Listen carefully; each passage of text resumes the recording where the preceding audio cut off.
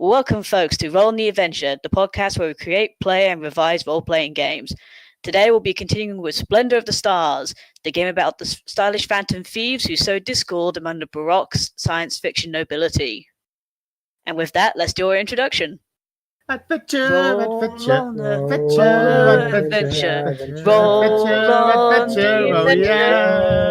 on the adventure. Woo.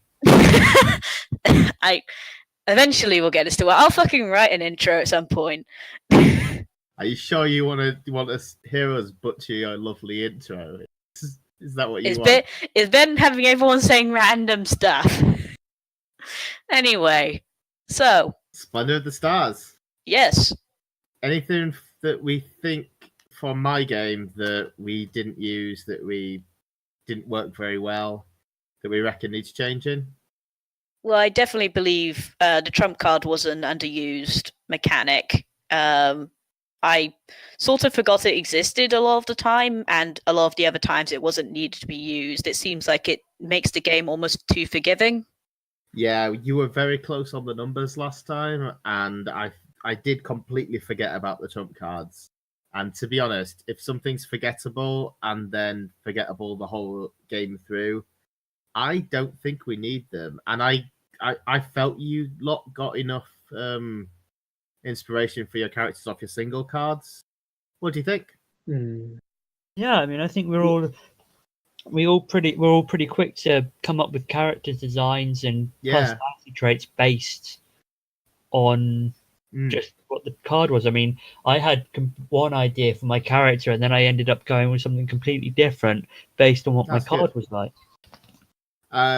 The other thing that we didn't really get hardly was the replanning stuff, and it was kind of fiddly for me to keep track of what was going to explode and what wasn't. So I'm wondering if we can dump that. I think we could certainly try having a game without that mechanic. It might be that it becomes a lot more difficult without, because last time we had the benefit of people who were having quite good rolls. You didn't, though. You weren't that ahead of the curve, and you did waste quite a lot of successes. True. I do like the idea behind it of, oh god, we're gonna massively massively defeat this thing. We should rearrange, or we're all really weak against this thing. We should rearrange. But in practical terms, it doesn't seem to actually come up that much. No. I'm thinking then maybe coordination's power allows you to move one of your pools once per event after you've seen if something's weak or strong. Yeah. So that's a special power. And then Suave was also a bit fiddly for me because I had to remember what was Suave dice. I know definitely with Maggie's Suave ability, I had trouble tracking it because of the way it's worded. So I think possibly it should just apply to one roll per event. Which is gonna might massively knock down the number of ones. I don't know. And ones are pretty important. But honestly, I think we could live without them. Yeah. Let's see how it works with those changes then. Yeah. Maggie, anything you think could do with changing? No, it seemed to hang together fairly well. Nothing comes to mind. Yeah. The one thing that did feel a bit odd is because you've got this. I think we all went with one stat that was more or less a dump stat, and there's not really any way for that to kind of come up, which in some ways it's nice to have a stat that you don't need to worry about, but in other ways you kind of got 5 stats. Yeah. It would be nice if there was, on occasion, some way for the GM to go, you have to use the one you'll crap at. I'm thinking we did have a restriction. We didn't let people use the same ones, like the same combo twice. I'm thinking that what we should probably do for a restriction is you can't use the same 2 as you used last time. And you can't use any one stat more than twice in a row. That's so encourage people to use. Yeah, the ones that they're not so good at certain times in the game. Especially if they know that something's coming into play that they're going to be strong against. or to try and save them up for the finale. Yeah. Yeah, I think that could be really, really useful. I know. The alternative is try to maybe get players to choose different ones, because I think we all had very similar stats last time. I mean, we could just chat about it. Yeah. Anybody got any other rules changes that they think might be worth making? Not for now. I think otherwise it worked fairly well. It's a bit finicky on the GM side, but I think that's something you just have to deal with in the first play. Yeah, I think we've got rid of some of the really awkward stuff. Well, this will be a test because I've not done this before, so if it's finicky for me, it's going to be finicky for most people. So, is there anything particular that you're not sure about? On my side, not really. I think after getting some clarifications from you, it's been a lot easier to understand. I think if something goes wrong, it'll be later in the game, but at least the start seems fairly simple. Cool. Right then. So, you're in charge. Do you want to get started off? Yes. So, everyone, let's draw our 6 cards, of which each of you will choose one of your thieves. Mm-hmm. Yep, if you could do the honors for us. The first one is the Tower. The second is the Hermit. Okay. The third, the Lovers. Ooh. The Wheel of Fortune. Justice. And the Star. So, as a question, some of these are repeating. Do you wish to redeal those cards?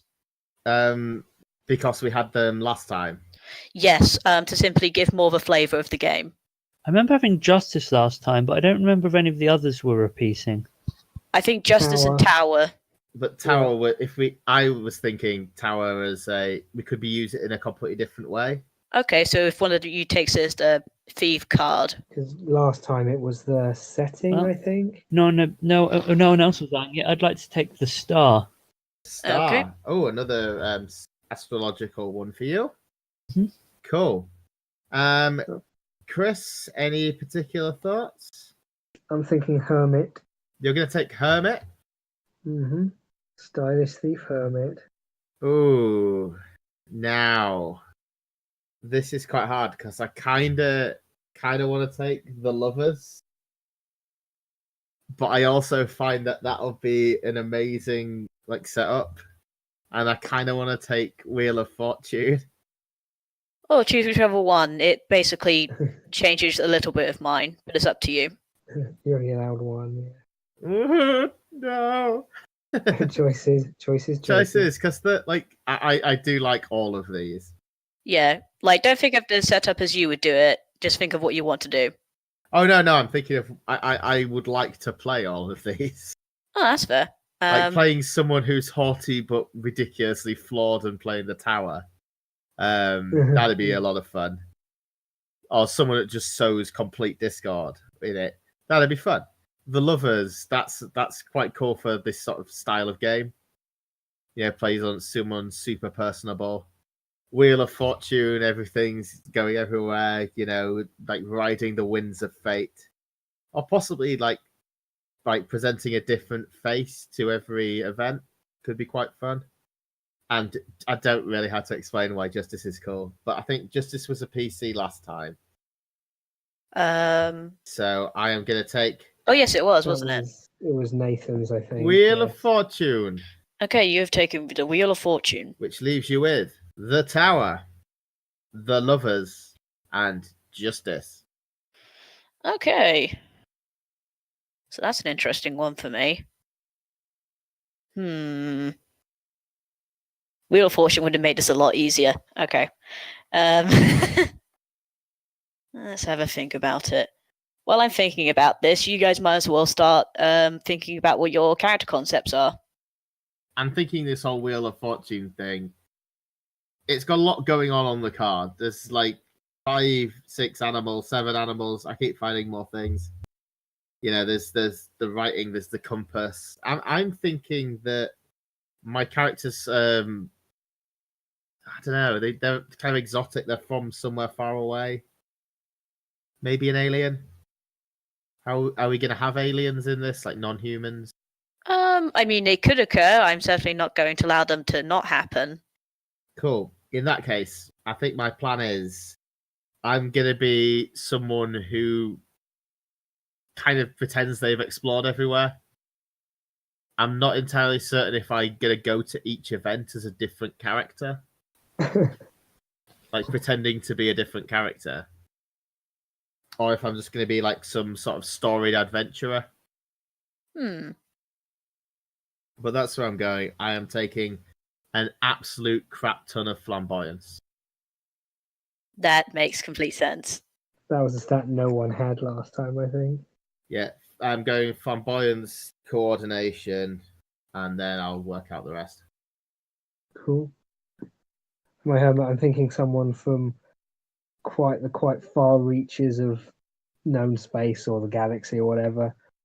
Basically acts as, well, given we're in theory, we're supposed to be rebels again, or people that dislike whatever the ruling empire or that sort of thing is. As some kind of somebody that's been doing this Phantom Thief thing for quite some time, done some time in exile, is back to kind of use his staff and lantern to light the way for the next generation of rebels. So Alright. quite a bit of adaptability and suave. Been in this Nice. game for a while, and yeah, a little bit less of eye for detail and coordination. A fairly elderly person, fairly old guy, quite well, yeah, kind of long in the tooth, but still got it, sort of thing. Yeah. Sort of the mentor sort of figure. Yes. Nice. Yeah, probably not full on Yoda, but definitely kind of. Oh, I've Less been in green. a situation like this before. Yeah, less green and swamp hobo. Are you not going to talk in riddles? No, it's been a long week. I'm definitely not up to making up riddles on the fly. Fair enough. Oh, I'm going to be incredibly lazy and have my star character be a celebrity. Ooh. Nice. Bit conceited. Kind of, yeah, like I said, bit conceited. She may mistake someone else who isn't a servant for a servant and refuse to stop treating them as a servant. Cool. What are you thinking stats wise? I was thinking flamboyant, but maybe have a flamboyant but not be her main stat. So she's not as flamboyant as your character, but she's not suave, if that makes any sense. Yeah, my suave is 1. Whoa, you have no suave. Remind me, how many stat numbers do we have to work with? 30. 30? 30. It is 30, good. Yeah. My character is very much about fitting in. And so it's I have trouble with the document. So it's suave, flamboyance, adaptability, Mm-hmm. eye for detail, and coordination. Coordination. Yep. Correct. And remember, we've slightly changed the coordination ability. Which one have you gone for, Chris? I'm assuming the adaptability one because it sounds very much like you. Yep. Cool. So basically, what you can pick an approach and it's never going to be weak. That's pretty nice. That's pretty nice. I've been here. I know the tricks. This is my deal. So that's really cool. Just actually remembering I have it is the problem. Oh, don't worry. I will probably be remembering that I've got my exploding 9s. Yep. So I have a general idea of what the sovereign setting and treasure is going to be. Ooh! Can you tell us what it's going to be? Well, I can tell you, presumably. Do I tell you all of them, or you can? I think last time Purple kind of told us the title and the basic setting, so our characters knew what we were getting into, what we were looking for. Okay. It was the Dark Mother before, wasn't it? The Void Mother. That was it. You can do that as part of the intro if you want. Yeah. Yep. If you give me a little bit of time to do that, I can certainly craft something. Cool. And how are you doing on your complications? again, I really need 10 minutes to sort this out. I cannot sort this out in a short time. Do you want some radio magic? Editing Yes. magic? Can I have some editing magic? Okay. Well then, so with everything sorted out, your adventurer will be starting in what has been nicknamed the Glen of Worthiness. The what, sorry? The Glen of Worthiness. The Glen of Worthiness. So so this will start in the Glen of Worthiness, which is a bit of a misleading title, because it's basically a massive floating space colosseum. Ooh. Which is very much like Babylon inspired. It's got like hanging trees and cool. like Crazy finery and gardens greenery. Yeah, like floating gardens from alien worlds. Like this is the peak of very vanity, basically. Cool. Nice. And you have come here because you have heard of a competition that is going to be happening that you hope to intercede in. Ooh. Because a very noble lord of a distant world has recently died and has left behind in his will something called the Scales of Fate. The Scales of Fate. Yes, and the mysterious benefactor of this tool has essentially said the only way for someone to get it is to win the gladiatorial matches. You've decided to go through a different route. Yeah. So basically, it's your job to somehow find and collect the Scales of Fate. Yeah. While not getting your asses handed to you by all the various gladiatorial people. Perfectly reasonable. So yes. Well, we know it's going to be weak because they're going to show it off right before the final bout. So. Yeah. So the thing itself, you don't know how strong or powerful it is. We know we want it, though. You know you want it. Like, this thing is lauded to be able to change someone's fate. Ooh, interesting. So it's quite an interesting thing. So, yes, who are our... I can't call them heroes. Who are our thieves? Well, I'm Kathy Celeste Darling. You've no doubt heard of me from my vast litany of film roles. I'll be here to add a touch of class to the proceedings. Okay. I'm Whispers. You won't have heard of me, but you might have heard of some of my agents. I reinvent myself for every occasion, for every job. Do you need a lozenge, sweetie? This is just the way my voice is. How charming. And I'm Star Tiger. You've probably heard of some of my deeds, even if we've never met before. Been to such places as the distant world of Tachicon 5, quelled several of the Star Tigers there, all that sort of thing. Okay. Terribly normal. Your deeds are legendary. Indeed. Okay, I quite like that one. So, we will be stealing this Scale of Fate. Yes, that is what you will be doing. And we're going to start this by... so this isn't necessarily a normal gladiatorial bout, purely because most of the people in this competition are linked to royalty in some way.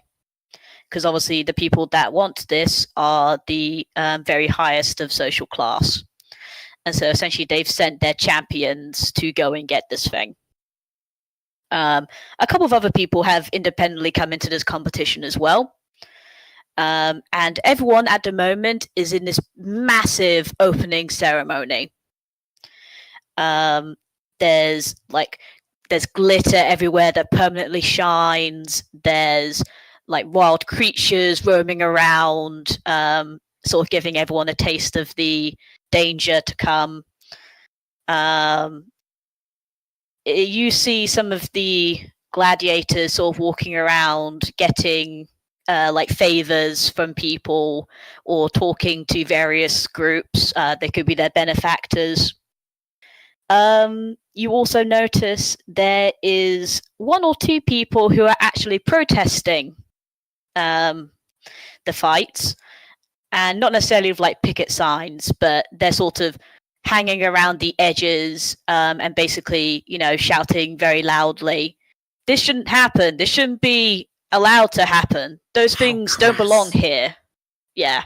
Like, they are being incredibly crass. They're very commonly dressed. A lot of the gladiators are not finely dressed because they're dressed in, like, battle attire. But even then, it's, like, gilded with gold or silver or, like, massive shields or, like, silver swords and that sort of thing, like silver laser swords. Nice. Yeah. And there's people, like, just framing the entire Colosseum. People, like, shouting, people waving various types of currencies, and in the very corners you might see scraggly little people just sort of crawling around. They could be servants, they could be something else, you're not too sure. But in the opening ceremony, there are three things that really sort of draw your eye. One of them is what everyone's calling the champion. And you probably don't know his name just yet, unless any of you have bothered to go and research it. But he is probably about, like, 8 feet tall. He looks like he's from an alien world, like one of those, almost like a Goliath, but an alien. Yeah. Like, grew up in crazy gravity or something. Yeah, like, he's got barely any armor on. He's maybe got a pauldron over one arm. He's holding one of those laser swords on his, like, in that arm. He's got, like, the armored Roman skirt dress thing. And, like, people are surrounding him, like, constantly trying to get his attention, and he's just laughing along with it. Like, he's having the time of his life here. Great. And on the other end of the scale, you see this quite reedy person who's wearing quite a lot of armor, actually. So much they're sort of like, it's almost like full plate, but a very thin version of full plate, leather armor, basically. Like, very, very poor armor. This is one of the people that must have come in that wasn't a member of royalty. Oh. Yeah. And you notice they're just sort of milling around, trying to talk to people, and a lot of people are just ignoring them. And the final thing you notice is one of the very loud protesters who's going around trying to basically say, like, stop the fight, this is cruelty. And those are sort of the things you notice right for now. What do you want to do? So there's the champion, the challenger, and the protester. Yes, you have the champion, the challenger, and the protester. Okay. So in my alter ego, which I've dressed up as for this event, Baroness Iora, patron of the Swords of Orion, I will sweep into the ball. What is it, like a reception room? This is like the actual Colosseum, but they haven't set it up for the fights just yet. Yes, I am going to glide slowly into the Colosseum. I have wings today. Okay. They're glorious and golden. And I am wearing a sort of Greco-Roman sort of tunic thing in blue. I like that. And a white and yellow sort of Egyptian-style headdress. Yeah. Think like the crown of the Nile type thing. Yeah. With the serpent coming up at the front. And it's all, encrusted with topazes and other yellow gems. I like that. That's good.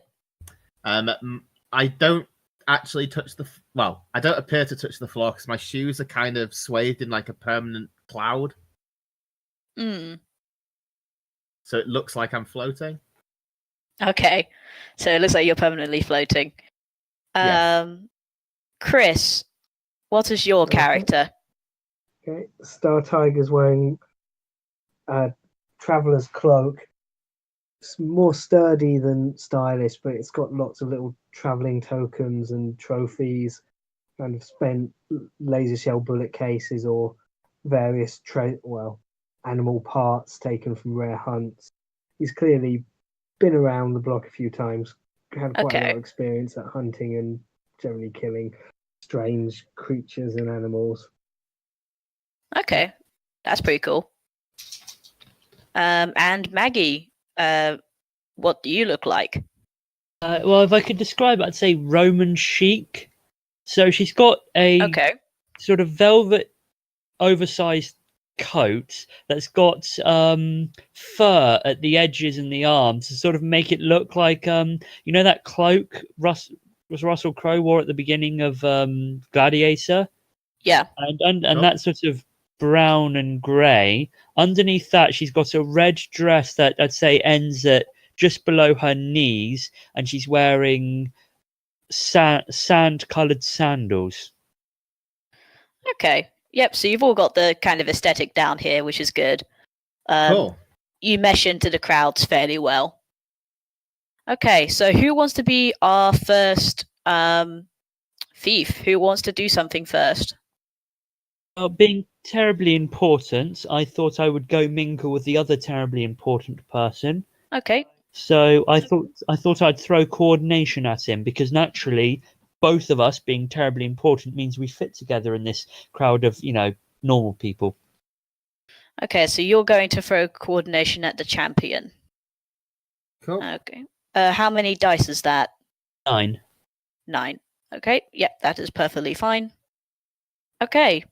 Who wants to go next? Okay, I'm gonna. I'm also particularly interested in the champion, but I am gonna, because we're leading with such a good start. Does he seem terribly important? Like everyone's hanging on his every word? Yeah, he does seem to be terribly important. Like, you're not sure if that's because he is actually a noble who's entered, or because the person who put him into it is such an important noble that he himself has become very important. He's definitely very striking. Yeah. I'm pretty sure we're going to see him again. So I am going to use eye for detail. I'm going to see who he's talking to, see if I can help Kathy out with any information that I managed to gather about him. Okay, yep, you can certainly try that. So what are you trying to find out? Well, I'm going to be trying to find out who he's associated with, who his contacts are. Anything we can use, because having him on our side is going to be a massive asset. Okay. So I think that we've got to build on that. So my idea is I'm trying to work out what his weak points are by talking to other people. Okay, you're trying to find out what he's weak to.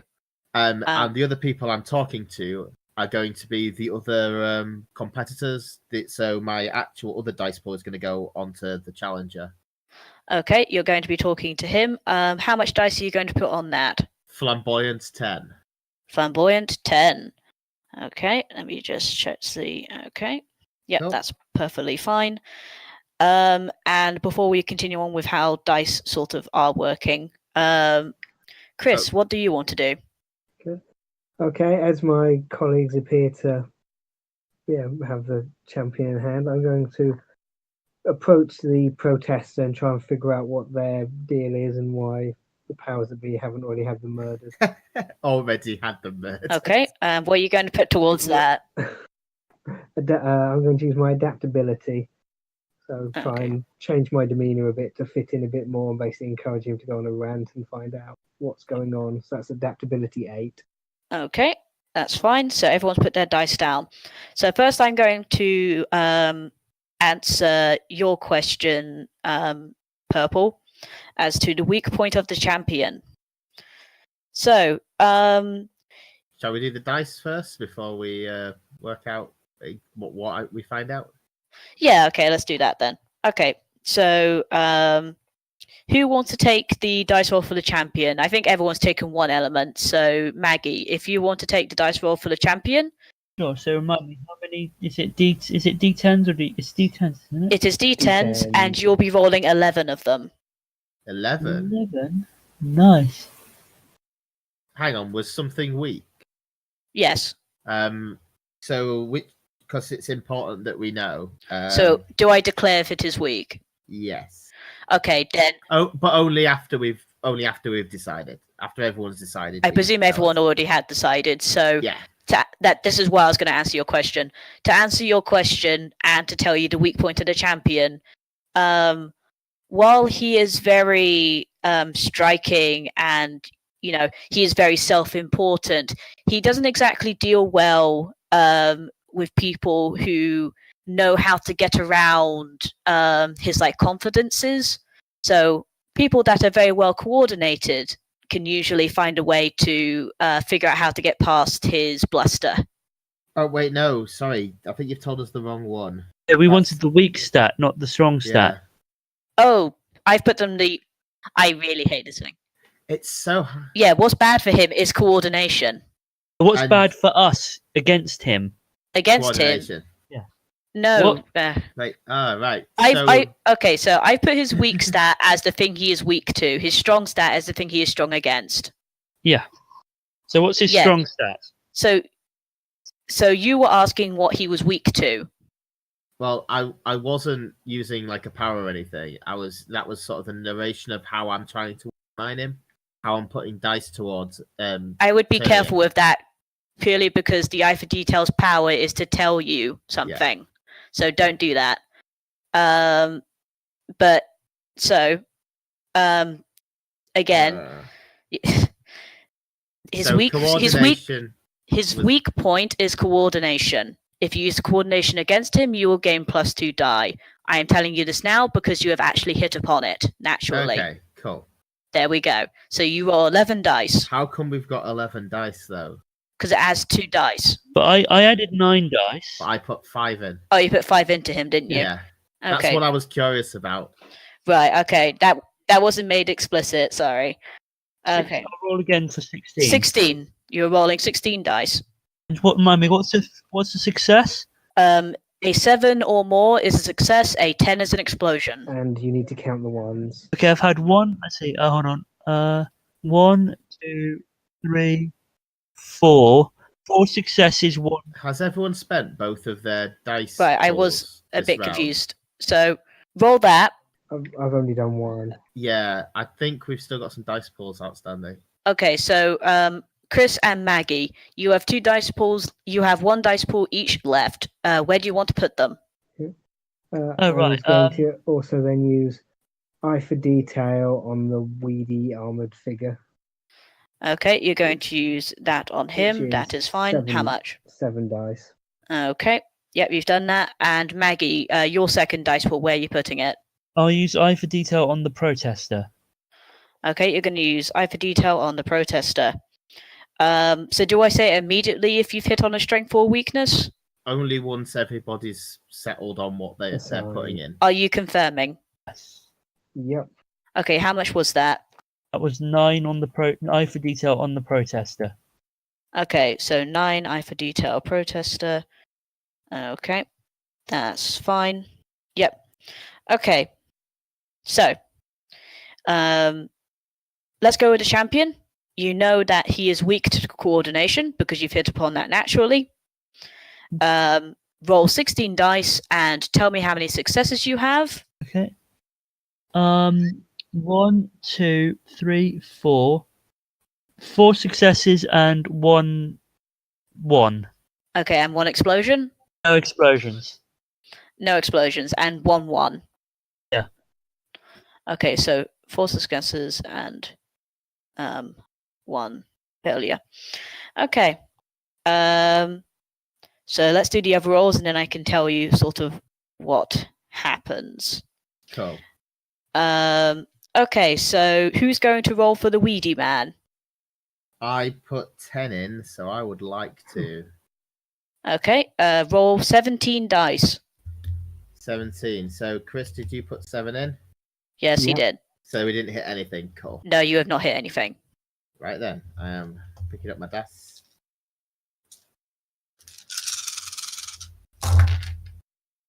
That is so just got the 1. Okay. But only got 4 successes, though one of them is a 10. That was a pretty disappointing roll. So how many successes did you have, sorry? Just give me a second, I'm just going to re-roll this 10. I only got 4 successes. 4 successes. That's a pretty bad roll.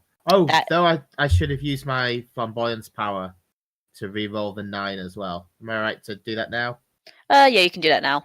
I should have said before, but yeah. It says I'm only making 1 dice roll. I didn't get any more successes. Okay, yep. So 4. That's terrible. you have 4 successes, and I'll knock against his thing.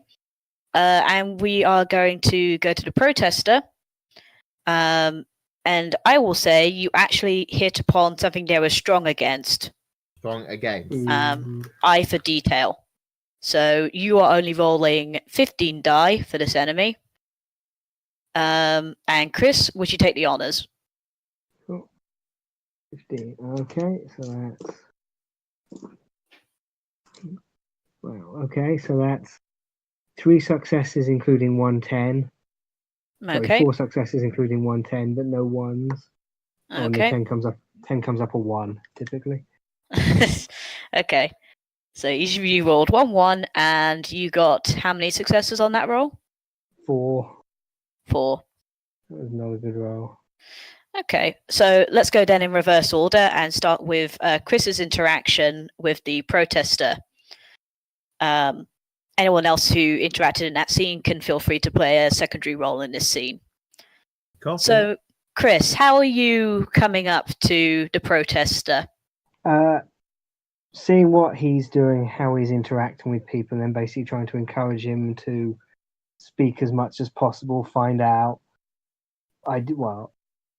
Separate from whatever he's ranting about, his actual beliefs or any information I can gain from him.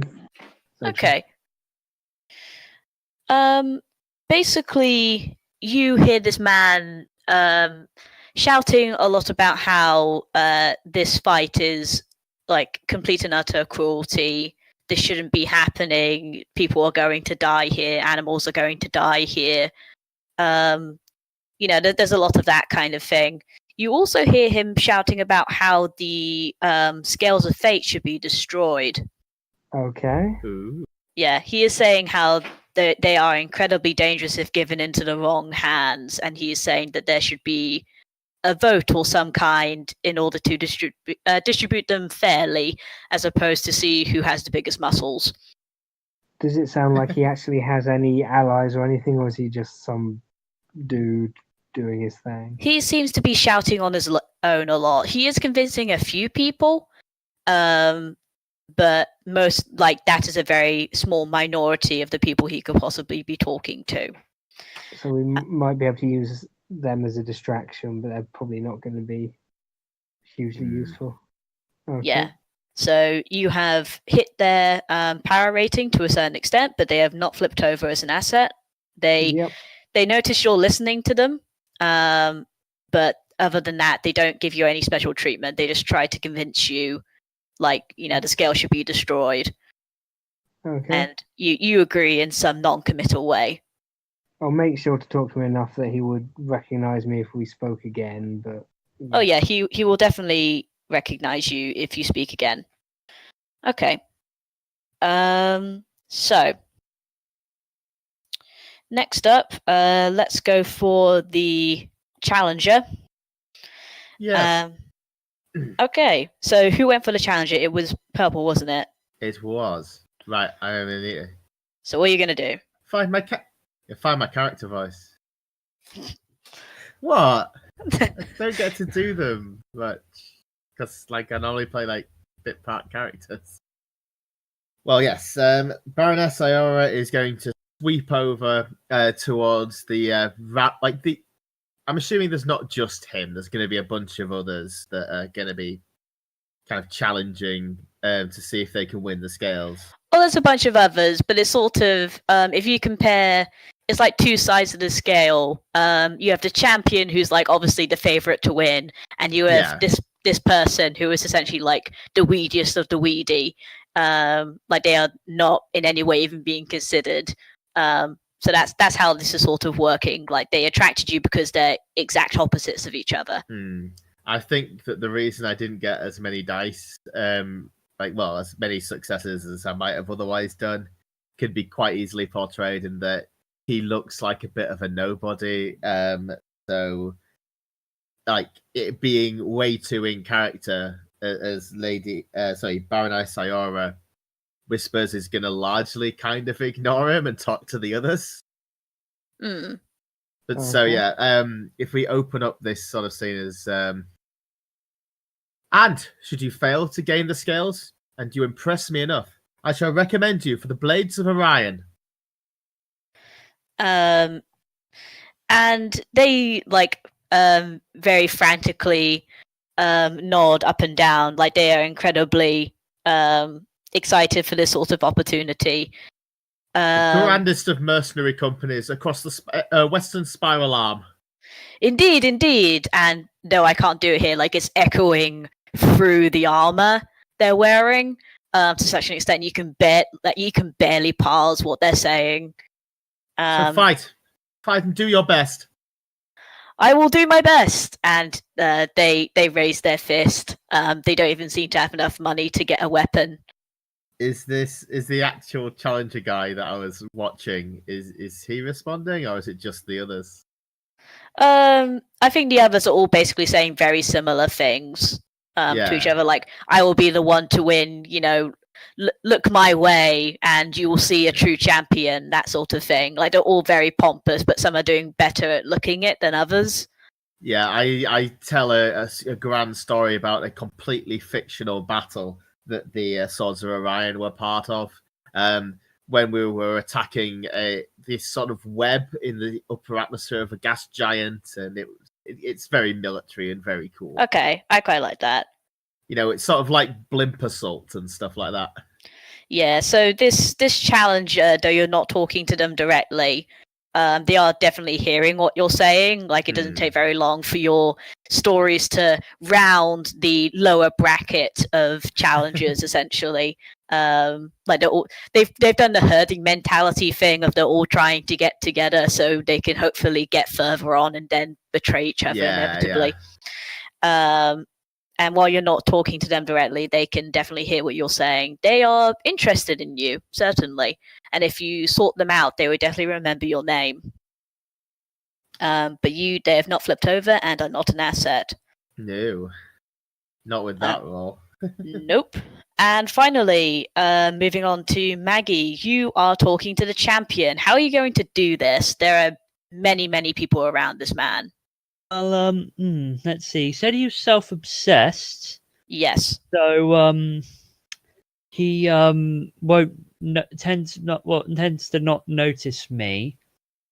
I'm gonna go with act like I naturally should be there and rely on my own star powers to hope that as I walk up to him, the crowd would just sort of naturally part for me. Like, oh my god, such a person and such a person. That's my dream crossover, type thing.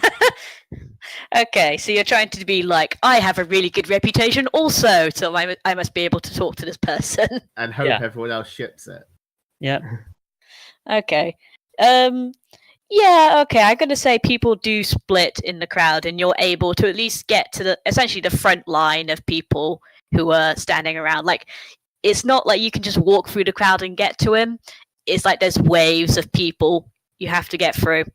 But you get through most of them. You get to essentially the first, closest wave, so he can actually see you and talk to you. And what do you say to him? How do you make an impression?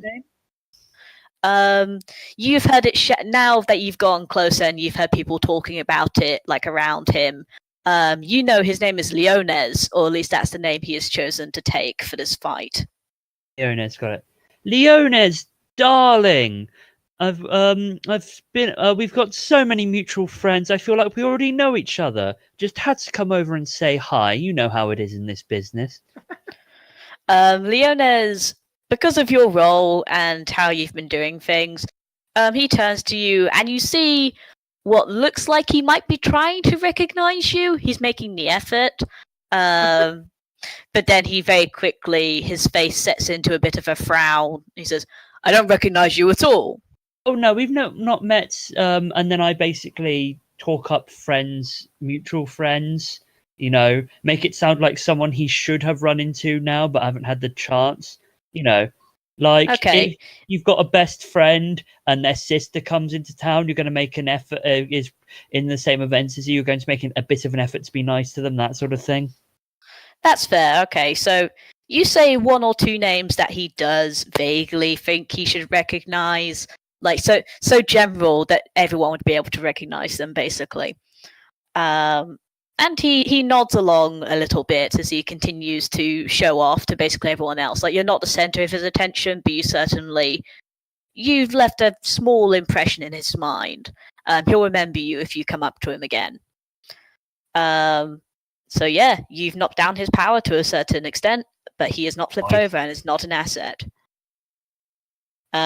Okay, yeah. So this continues on for an hour or so, until eventually everyone is sort of driven out of the main Colosseum area, and the first sort of fights begin. Ooh. And they're fairly simple fights. They're usually ones with animals as opposed to with fellow challengers. More for show than for competition. Yeah, at this point they're like more show fights than anything else. But later on, they will become more bloody. And you look up to the area where you believe like the judge would be, the person who has the scales of fate. Which you've noticed has been taken further into the Colosseum itself, so you can't just go up and grab it, for example. Yep. You see there are two figures sort of sitting up there. One who is a very, very slight figure with sort of covered in the daintiest of silks and the most ethereal of patterns, like some which seem to swirl around them like nebulas. And behind them, you see not a brutish figure, but a very like heavy set one. And they're almost like constantly touching each other, like they can never move apart from one another. And the brutish one is basically like his arms, almost gorilla-like in length, are basically like ringed around this ethereal figure. Aww. So yeah, that's what you see. Like, this is the benefactor, but you don't know what their name is. They have chosen to remain mysterious. You don't know. Like, no one seems to know what their name is.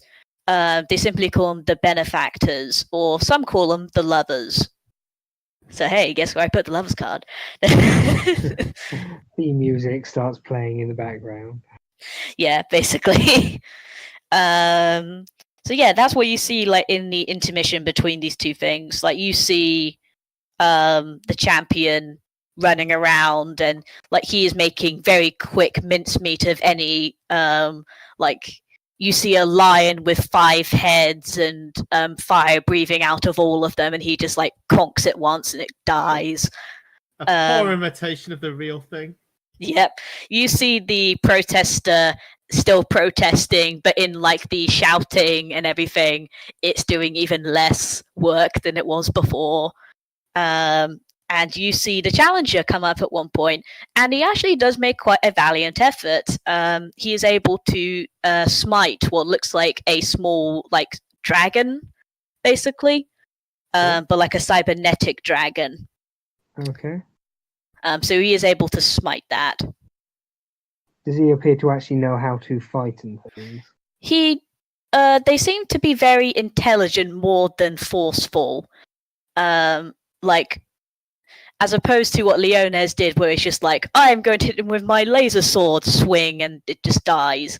They make a show of it in a way. They like jump on top of the dragon, they go into its gears, they pull out the right wires, like runs into walls and everything, causes like massive destruction and then dies.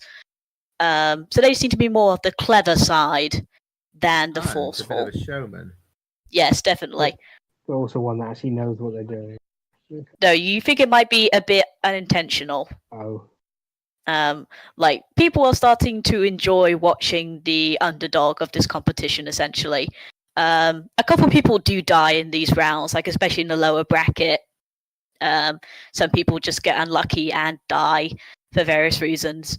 So there's definitely less people now. Cool. Okay, so what's our next event gonna be? Yes. So as we go on to the second event, this is after the first sort of set of fights. It is now sort of I guess you would call it the lunchtime, the meal time, the break time. So it's a bit of a get together. Yeah, essentially, and like servants bring out vast arrays of food, like fruits and various other things, into the center of the Colosseum, which is stained with blood. So, Fair enough.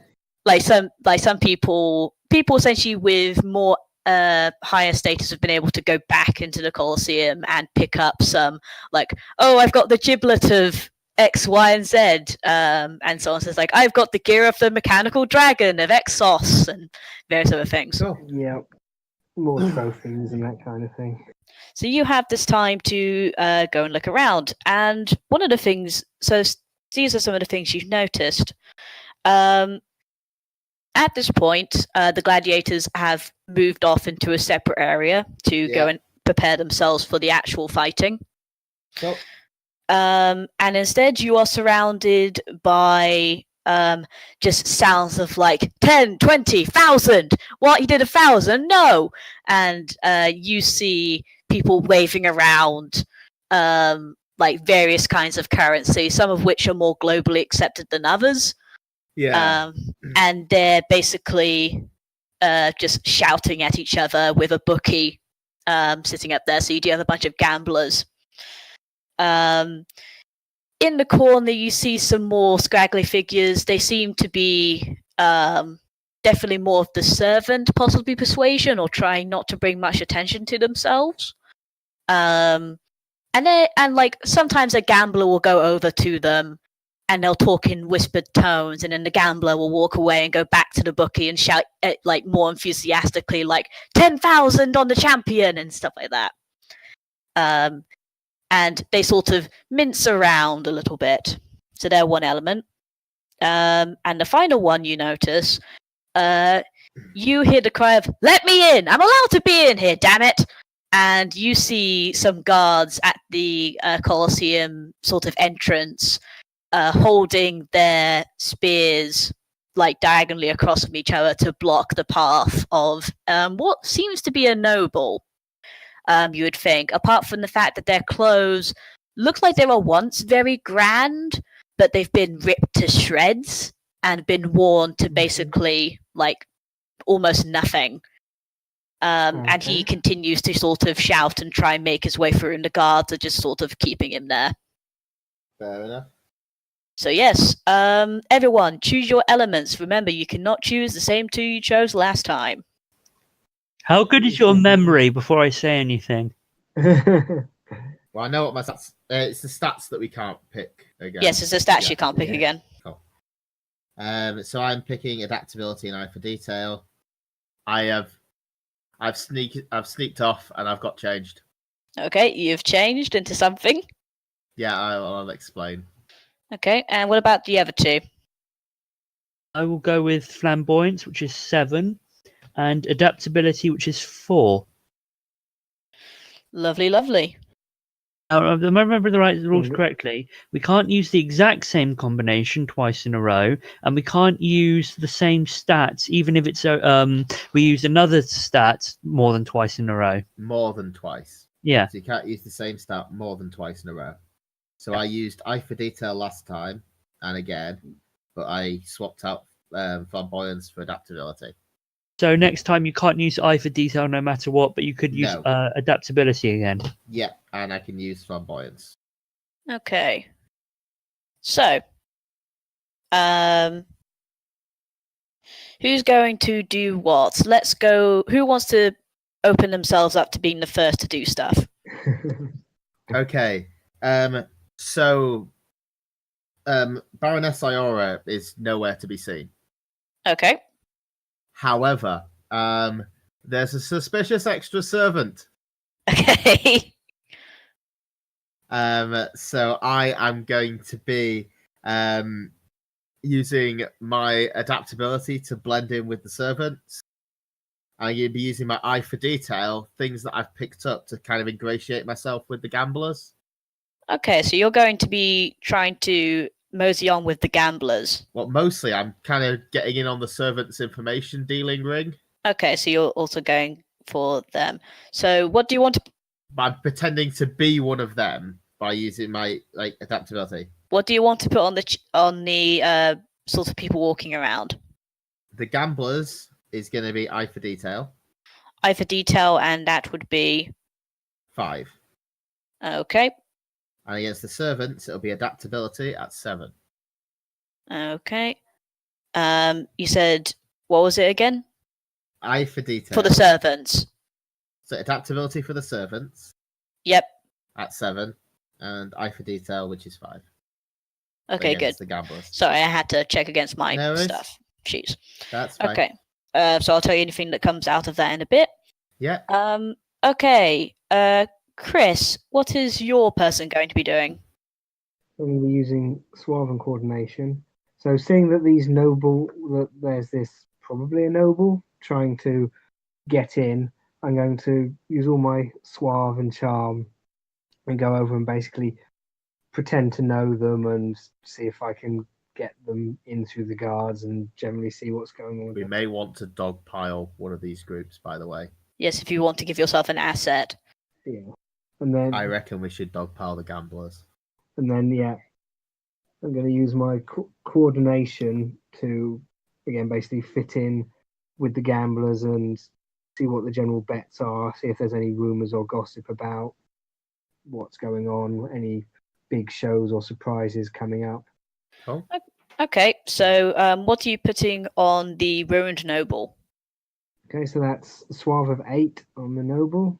That's Suave of 8, okay. And Coordination of 5.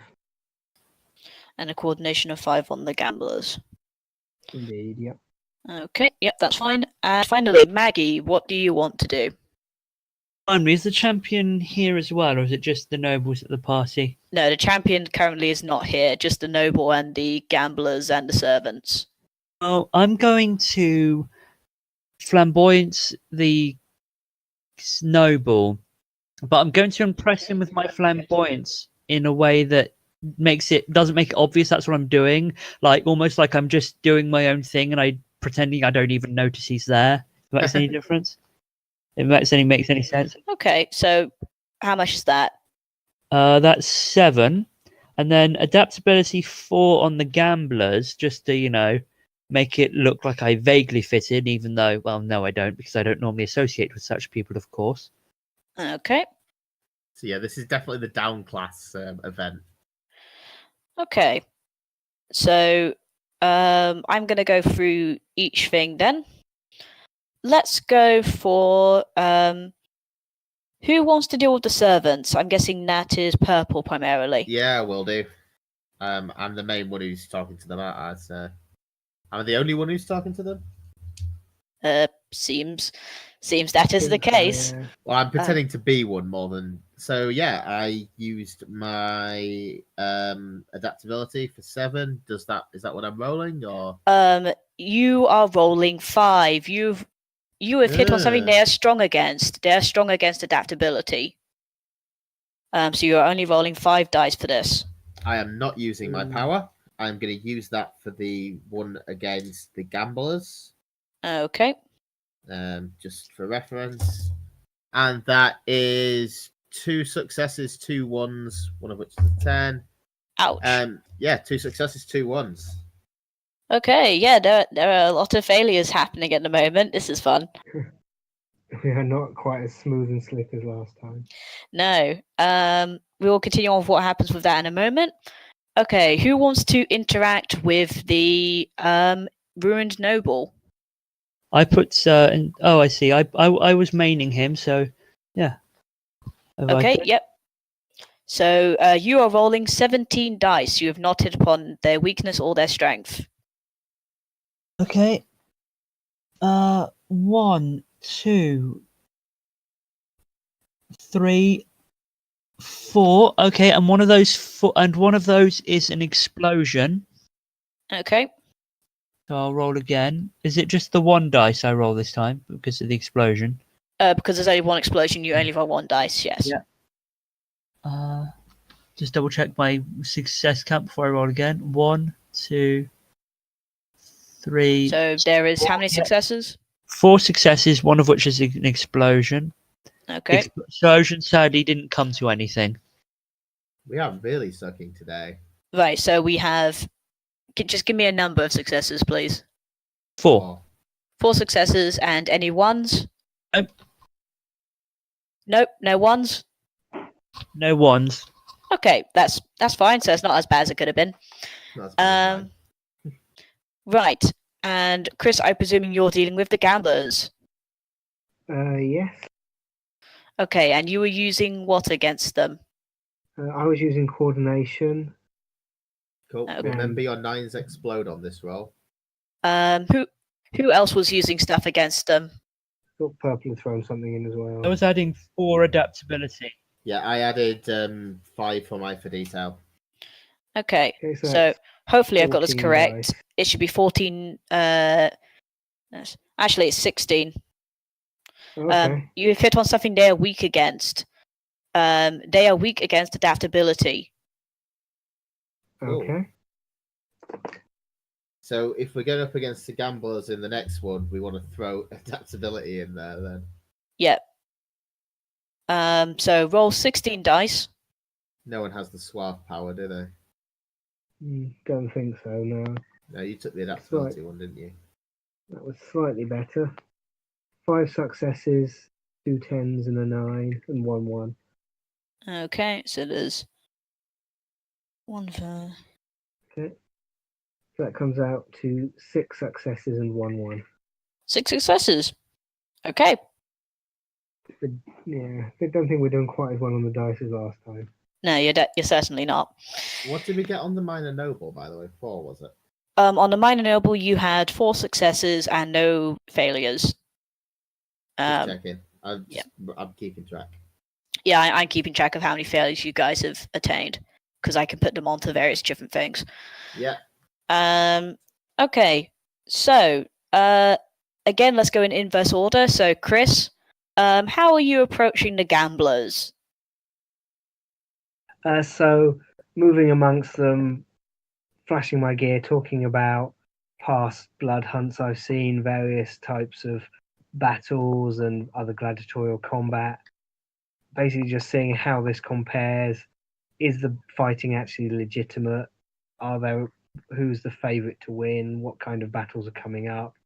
Okay. Are there any surprise rounds? That kind The gamblers don't know an awful lot about what the actual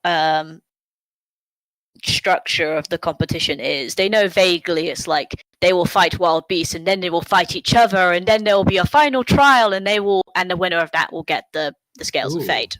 Ooh, a trial. Okay. Does that mean it's not just the two people versus each other? Oh, they don't know. I don't know. I'm interested. That's all they know. But in terms of if there's any favourites to win, there is obviously Leones. He is certainly a sort of favourite to win. But you do notice, apart from him, that the ranks of who is sort of like second favourite or third or fourth or fifth or whatever keep changing.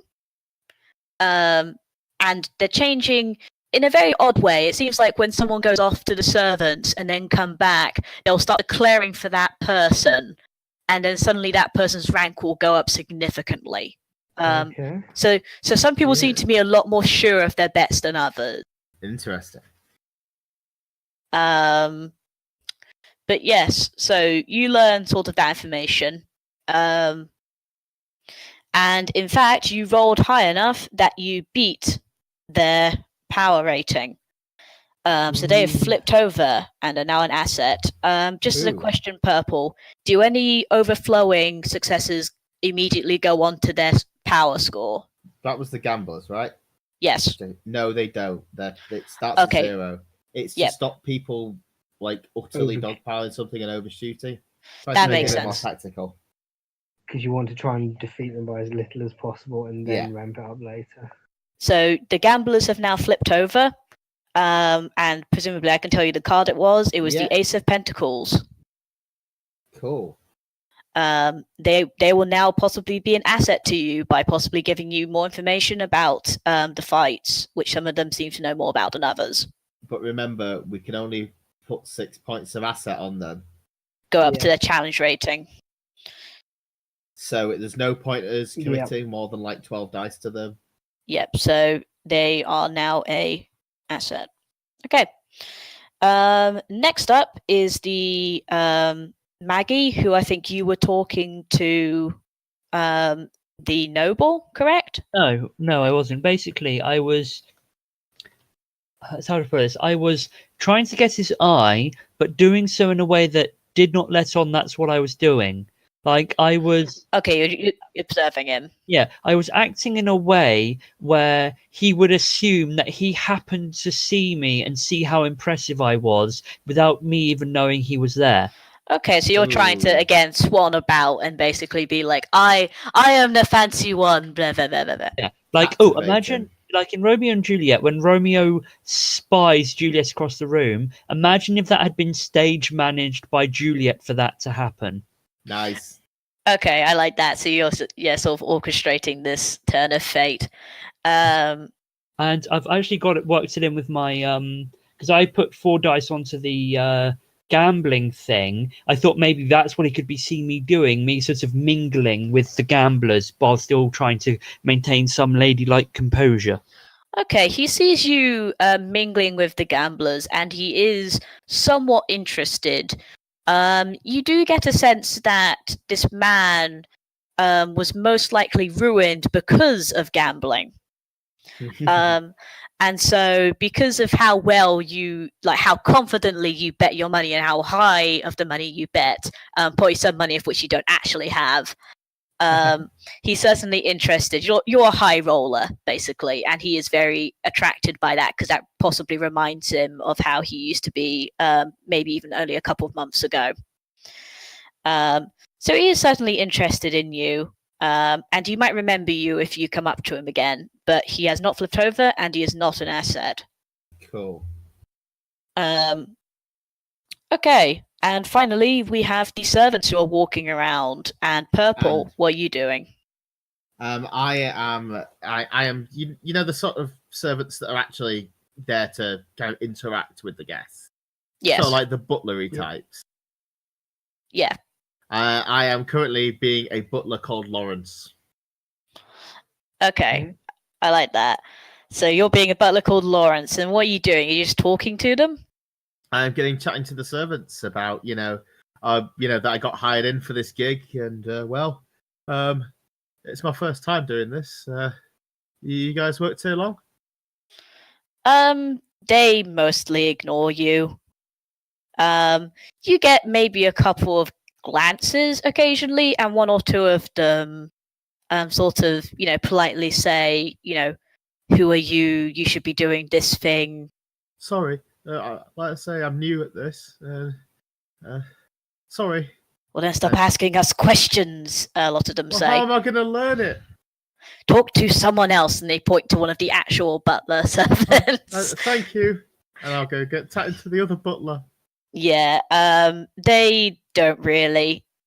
They might remember you, but it would be more as a nuisance than anything else. It's certainly not a positive interaction. That's absolutely fine. But again, you do see, like everyone else sort of does, that occasionally gamblers will come up to them and speak in hushed tones, and you don't really hear a lot of anything, but you see a lot of hands moving, like almost thieves' cant. Yeah, I'm feeling that there's these are the powers behind the scenes in a way. So I'm going to keep an eye on who I need, who are the ones doing the cant, and that sort of thing. Yeah, most of them are, but they have definitely not flipped over, and they are definitely not an asset. Not. Like a lot of your failures went into these guys. So yeah, I'm going to relay all this information, and like who out of the servants are the ones to watch. So yeah, you relay that information as scanted it is, and you guys all have little bits of information now, and you even have technical allies on the field. Tentative allies. Okay, brilliant. Right then. So for the next one, and what sort of event is the next event? So the next event it goes on to is the proper gladiatorial, like one-on-one matches. Ooh. Initially, because there's actually more people survive than they thought there would be. It's like paired off matches. To run through people faster. Yeah, basically, is what they're trying to do. So cool. yeah, so after the break, that's what will happen.